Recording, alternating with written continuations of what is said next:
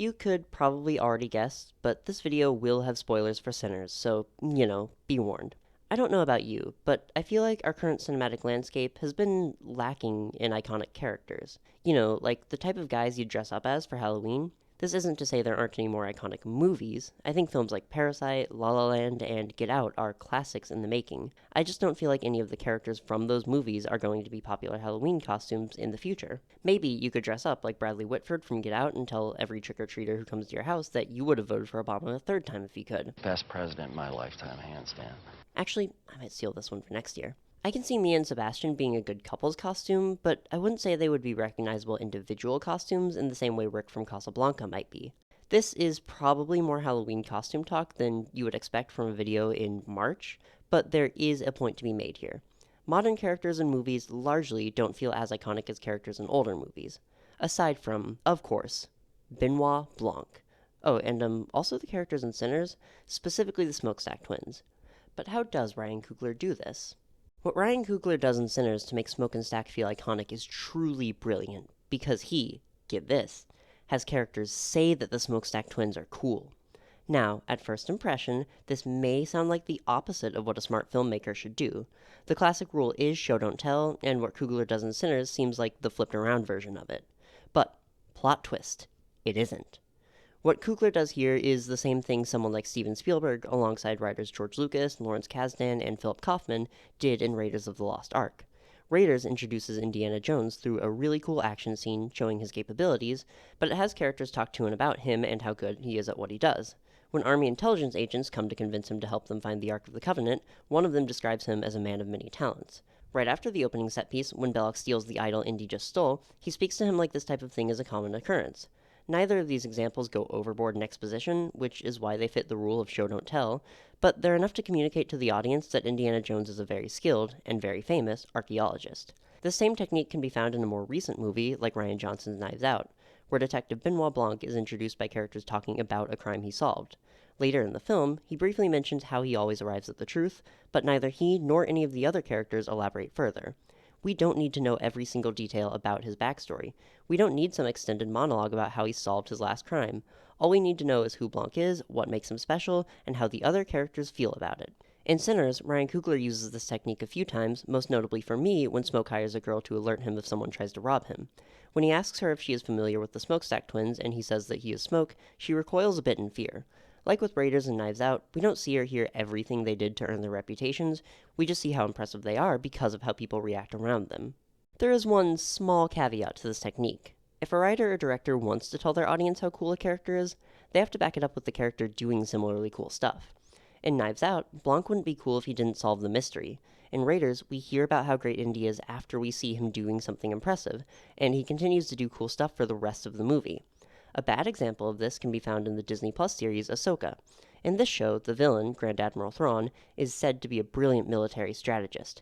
However, what we see of him in the series is a bit less than. He makes a bunch of dumb choices and then claims everything is going according to plan, when in a show like Rebels, he actually outsmarts the lead characters in convincing ways. Ryan Coogler clearly understands this caveat because when we're introduced to the Smokestack twins in Sinners, they immediately do some pretty cool and impressive stuff. Our introduction to them is when they buy the sawmill from the one racist guy who isn't affiliated with the Klan because it definitely doesn't exist anymore, and they properly read his mannerisms, interpret the things he isn't saying, and respond with the right balance of kindness and hostility. This is a different kind of impressive than Indiana Jones escaping the temple while it's trying to kill him, but it is undeniably still impressive. They're great at sweet talking, but they are also prepared for violence if the situation calls for it. Before the aforementioned scene where the girl recognizes Smoke because of his reputation, he and Stack also kill a venomous snake in perfect unison and with no hesitation, and after the scene where she recognizes who he is, he very quickly and skillfully shoots some people who are trying to steal from his truck. The rest of the movie also has them doing cool and impressive things, especially Smoke after the vampires attack, because Ryan Coogler knows what he's doing. But why stop there? Ryan Coogler doesn't just use this technique to create a familiarity with these characters, he uses it for drama. Iconic drama. In this instance, he once again takes a page from Raiders. In Raiders of the Lost Ark, Indiana Jones and Marion Ravenwood meet for the first time the audience gets to see, but they clearly have a familiarity with each other. They discuss their previous relationship, but they do so in vague terms. We don't know a lot of what happened, we just know how what happened affects both of them.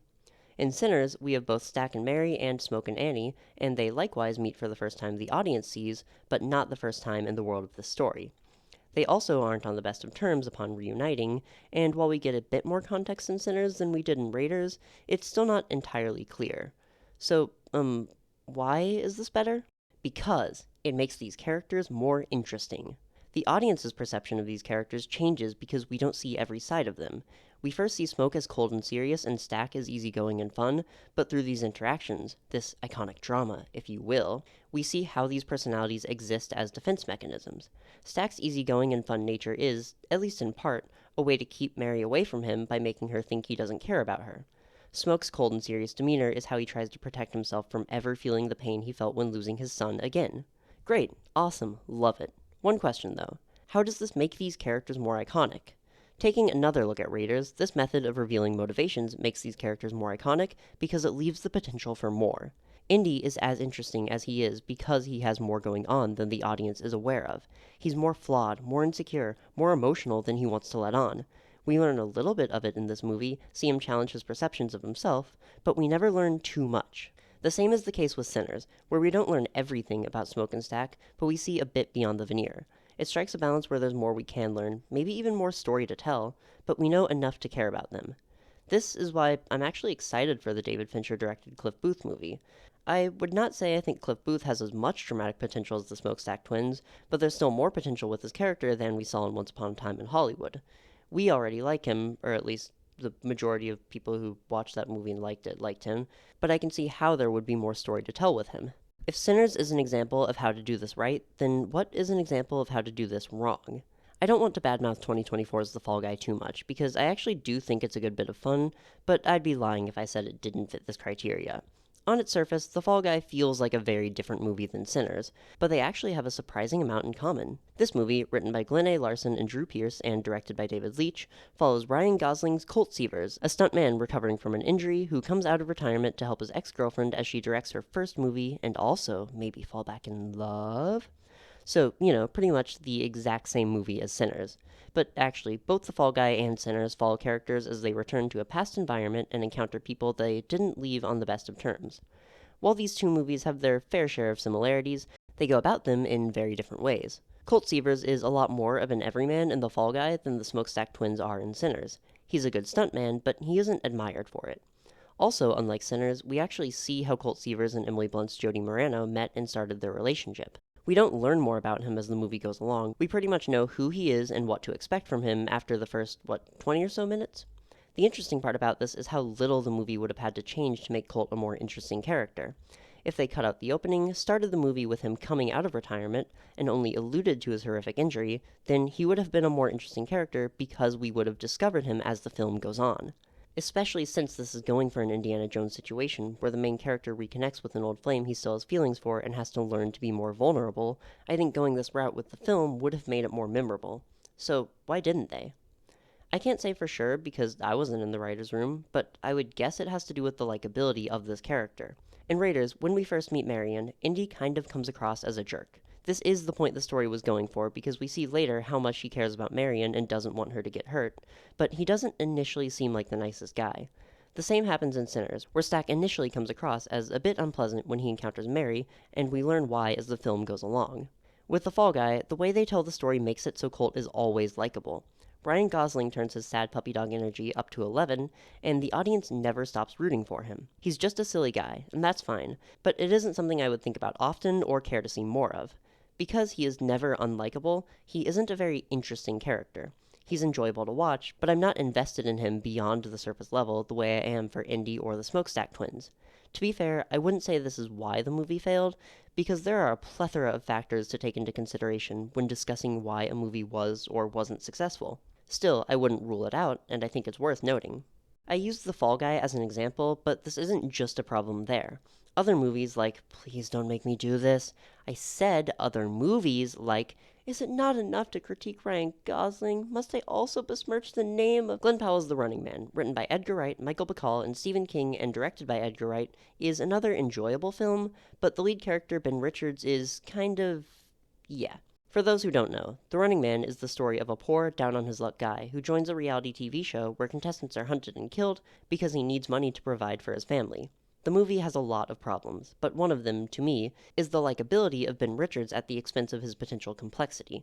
This is mostly in the first act, because I think the second act actually gives him some more abrasive character traits, but there's still some potential intrigue, I think, left on the table, especially with how his wife feels about him signing on to the Running Man. In the movie, she is very clear about not wanting him to sign up for the Running Man, but there is very little conflict between the two of them when he does. She's worried about him, but she isn't upset at him for signing up to probably get himself killed. Looking at other popular movies from the past couple of decades, none of the Marvel movies really use this technique because you tend to learn everything about these characters in the films. Maybe like Rocket Raccoon and the Guardians movies. The nature of their connected universe doesn't really lend itself to a, wait a minute, you're the guy who blew up the Eiffel Tower. There aren't really blanks for you to fill in the same way there is for a smaller series like Indiana Jones.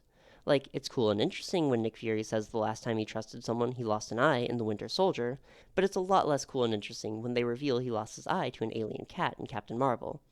I'm not going to go over every big movie to come out in the past few decades, because this video is already longer than I'm usually comfortable with, but I hope at least some of this is actually interesting and makes a little bit of sense. But is this type of characterization Ryan Coogler uses for Sinners actually effective in making these movies financially successful? Obviously, seeing as the live-action Lilo & Stitch isn't the favorite to win Best Picture, financial success and quality are not one and the same, but financial success can be a sign of audience approval, so to speak. And Hollywood is profit-motivated, so what matters to them is what makes money. As is clear to everyone except the New York Times, Sinners was a humongous success. Currently, it is the 10th highest grossing R-rated movie of all time domestically, and of the ones above it, none of them are original movies. This placement means it made more money in the US and Canada than any of the, now 5, I guess, John Wick movies.